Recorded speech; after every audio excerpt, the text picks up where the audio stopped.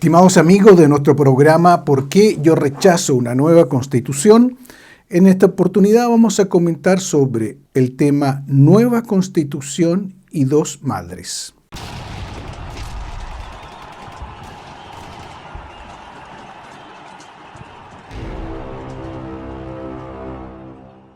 Sí, aunque el nombre parezca un poco original, el tema es importante. Ustedes deben haber visto recientemente aparecido en la prensa dos acontecimientos. Digo acontecimientos porque cuando las noticias son noticias pioneras, es decir, indican un rumbo de la sociedad, ellas son más importantes que meras noticias episódicas que pasado el tiempo se olvidan y quedan allí. Las pioneras son aquellas que quieren marcar un rumbo dentro de la sociedad. Estas noticias fueron dos recursos que realizaron dos parejas lesbianas, una para que se reconociese su matrimonio celebrado en España, su matrimonio homosexual celebrado en España, se reconociera en Chile, y otra para que se reconociera la paternidad o la doble maternidad de las dos mujeres que una de las cuales había concebido un hijo a través de reproducción asistida.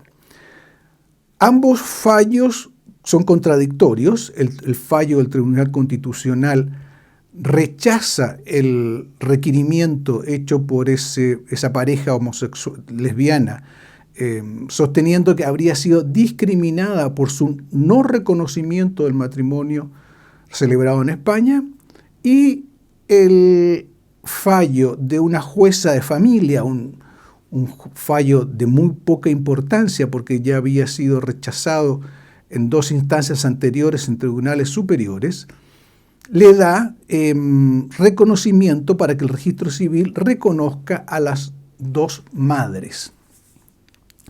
Ambos hechos nos muestran una intencionalidad. Es el desaparecimiento del respaldo constitucional a el concepto de matrimonio y de familia. La Constitución establece como garantía y como derecho de todos los chilenos la familia y le da protección a la familia.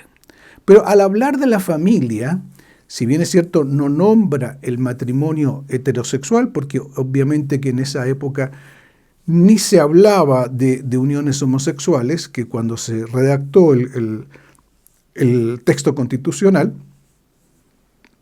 Sin embargo, la jurisprudencia normal y la interpretación de la Constitución dice claramente que cuando la intencionalidad de los redactores de la Constitución era establecer que esa garantía de protección a la familia se refería a la unión matrimonial y que esa unión matrimonial se refería a la unión heterosexual donde nacen los hijos. Para ver un poco el dictamen del fallo, que es muy bien argumentado, yo voy a permitirme leer algunos trechos para que ustedes puedan ver hasta qué punto la actual Constitución da garantías para la familia y cómo una nueva Constitución va a ser justamente, entre otras muchas cosas, como hemos conversado, la destrucción de esa garantía y la destrucción del concepto de matrimonio heterosexual. Por eso yo le pido y lo invito a suscribirse a este canal, a participarlo con sus amigos, conocidos, viralizarlo, hacer un like y mandarme sus comentarios. Me ayuda mucho el hecho de poder recibir, como ya gracias a Dios muchos me han hecho alcances, incluso también objeciones, también son bienvenidas, pero la idea es poder a través de este espacio hacer un diálogo y, por qué no, también una polémica. Lo que es importante es siempre participar y no quedarnos de brazos cruzados delante de una fecha fatídica que se nos acerca día a día. Volvamos entonces al tema del fallo del Tribunal Constitucional. En su punto sexto, la página 51, son 54 páginas del fallo, dice: Por eso, la definición del matrimonio tiene indudable base en la Carta Fundamental, ya que de la historia fidedigna del establecimiento de su texto, o sea, la redacción del texto constitucional, queda claro que cuando se establece el precepto de que la familia es el núcleo fundamental de la sociedad, lo que está establecido en la Constitución, y que el Estado debe protegerla y propender a su fortalecimiento, que está en el artículo 1 de la Constitución, se está suponiendo implícitamente su organización jurídica a través del matrimonio. La discusión en la Comisión de Estudios de la nueva Constitución del año 80, no se está refiriendo a la actual, sobre si debía o no contemplarse la indisolubilidad del vínculo o dejar al legislador poder establecer el divorcio, lo pone de manifiesto. Está claramente argumentado que si los redactores de la Constitución del 80 discutieron si era el caso de prohibir el divorcio constitucionalmente, se estaba refiriendo entonces a un tipo de matrimonio, que es precisamente el matrimonio heterosexual. La Ley de Matrimonio Civil del 2004 explicitó lo que estaba subyacente en el texto constitucional, declarando que el matrimonio es la base principal de la familia. En cualquier caso, continúa el fallo, aquella que se funda en el matrimonio sustenta la raigambre constitucional de esta institución, por lo que no queda en su completa regulación a disposición del legislador. Es decir, la familia, que es una institución natural, es bien anterior a la Constitución, no se debe gracias a que tengamos una Constitución que exista matrimonio. El matrimonio ha existido de todo y siempre y es la base de la perpetuación de la especie.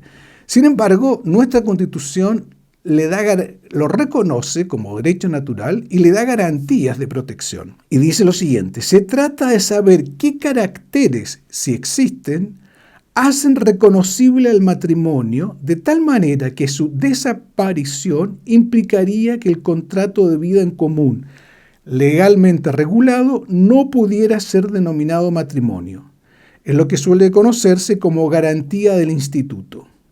La idea es asegurar un mínimo de reconocibilidad a la institución matrimonial.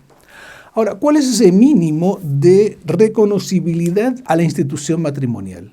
El mínimo es la función del matrimonio. La función del matrimonio es la perpetuación de la especie. De ahí viene que los hijos puedan nacer y nazcan de la unión, no pueden nacer sino de la unión del hombre y de la mujer.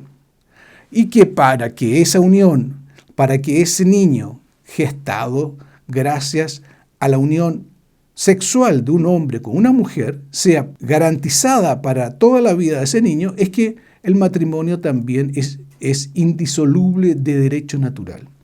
Es decir, la reconocibilidad de la institución del matrimonio es la heterosexualidad. De lo contrario, no existe matrimonio. Podrán existir otro tipo de uniones civiles, lo que se quiera, como se quiera llamar, pero alegar arbitrariedad discriminatoria en el hecho de no ser reconocido una unión de carácter homosexual como matrimonio, el Tribunal Constitucional lo rechazó. Y lo rechazó justamente por este concepto. La familia se basa en el matrimonio y el matrimonio se reconoce por su capacidad reproductora. De lo contrario, dice el fallo, se estaría deconstruyendo el concepto propio de reconocibilidad de la institución. Y por lo tanto, cuando se estuviese hablando de matrimonio, querría decir todo y nada. Y es justamente eso lo que en el fondo quedamos aquí con el fallo del Tribunal Constitucional. Felicitamos a los miembros del tribunal que adhirieron a este fallo, no todo, no fue unánime, pero en fin, la mayoría resolvió en ese sentido. Y pasamos ahora al fallo de una jueza de familia, Rebolledo, que le dio reconocimiento a dos madres una de las cuales es esa famosa mujer Emma de Ramón, que ya anteriormente había hecho otro juicio contra el Estado de Chile por no reconocimiento de su unión con la jueza Karen Atala. Ustedes se recordarán del caso.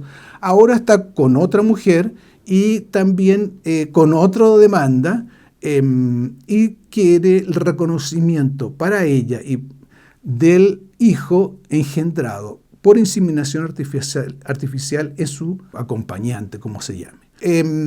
Ese recurso había sido rechazado en 2 instancias, pero finalmente ellos, el lobby homosexual hizo un truco legal, digamos, por donde terminó en una jueza de familia que les dio a ambas el reconocimiento de maternidad. O sea, ese niño va a tener 2 madres y no va a tener un padre. Lo que obviamente es un absurdo, no solamente legal, sino que también natural. No existe, no puede existir un niño engendrado por 2 madres, como no puede existir un niño engendrado por 2 padres.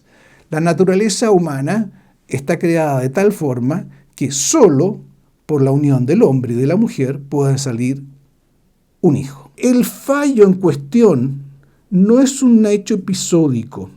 ¿Por qué? Porque si se autoriza el reconocimiento de 2 madres, también se tendrá que reconocer la paternidad de 2 padres. Ahora, para que 2 padres, entre comillas, tengan un hijo, se tiene que recurrir a lo que ya en Europa existe, en todos los países donde el matrimonio homosexual, entre comillas, está legalizado, que es el alquiler de vientres a mujeres pobres. Se insemina a una mujer quien engendra a ese hijo, lo da a luz y lo registran a nombre de esos 2 padres. Y empieza entonces una espiral de técnicas asistidas, de alquiler de vientres, de mercantilización del cuerpo humano, en fin, la denaturalización absoluta de la ley de Dios y de la ley natural impuesta por Dios en las criaturas. Siendo así, y por último, no nos podemos quedar callados delante del silencio que la autoridad eclesiástica chilena tuvo en relación a estos 2 casos. Porque si el señor arzobispo de Santiago y los señores obispos auxiliares de Santiago están informados, y ciertamente están informados de estos hechos, ¿cómo puede entenderse que no hayan dicho una sola palabra para orientar a los fieles en el sentido de repudiar estas medidas que garantizan la doble maternidad o la doble paternidad? Precisamente en esta semana también se presentó un proyecto de ley contra la homofobia en Italia. Y uno de los obispos italianos, preguntado sobre qué es, que escribió una pastoral en contra de este proyecto de ley, todavía no ley, pero proyecto de ley, que pone ciertamente en tela de juicio la voz de las Sagradas Escrituras, que dice los sodomitas no entrarán al reino de los cielos, o que cuenta la historia de Sodoma y Gomorra, castigada por Dios Padre justamente por los vicios contra la naturaleza. Este obispo sostuvo lo siguiente: hago un llamamiento a mis hermanos en el episcopado para que estén atentos a ayudar a los fieles y a todas las personas dispuestas a razonar honestamente para asegurar de que el engaño cultural subyacente a esta ley esté expuesto. Y luego es nuestro deber como pastores apoyar y también llamar a los políticos que se profesan católicos a ser coherentes. Es decir, el obispo de la diócesis de Ventimiglia San Remo, Monseñor Antonio Sueta, dice claramente cuál es el papel de los obispos. El papel de sus hermanos en el episcopado es alertar a los fieles y apoyarlos en la posición de denunciar la revolución cultural que significan estas medidas y estos proyectos de ley, y apoyar a los, y fundamentar a los políticos católicos para que no aprueben estas leyes. ¿Por qué entonces el silencio de nuestros pastores delante de estos acontecimientos? ¿No están dándoles ellos una puerta abierta para que avance esta revolución cultural? Es una pregunta que como católicos nos hacemos, y nos hacemos con angustia, porque si el lobby homosexual progresa en Chile, no será por la fuerza de ellos, que es insignificante, será por nuestra omisión, por nuestra desidia y por nuestra falta de combatividad en enfrentar la destrucción de la familia. A Dios gracias, todavía tenemos una constitución que nos garantiza el matrimonio y la familia fundada en el matrimonio heterosexual. Mantengamos esa garantía manteniendo esta constitución. Y por eso, digamos, yo rechazo una nueva constitución.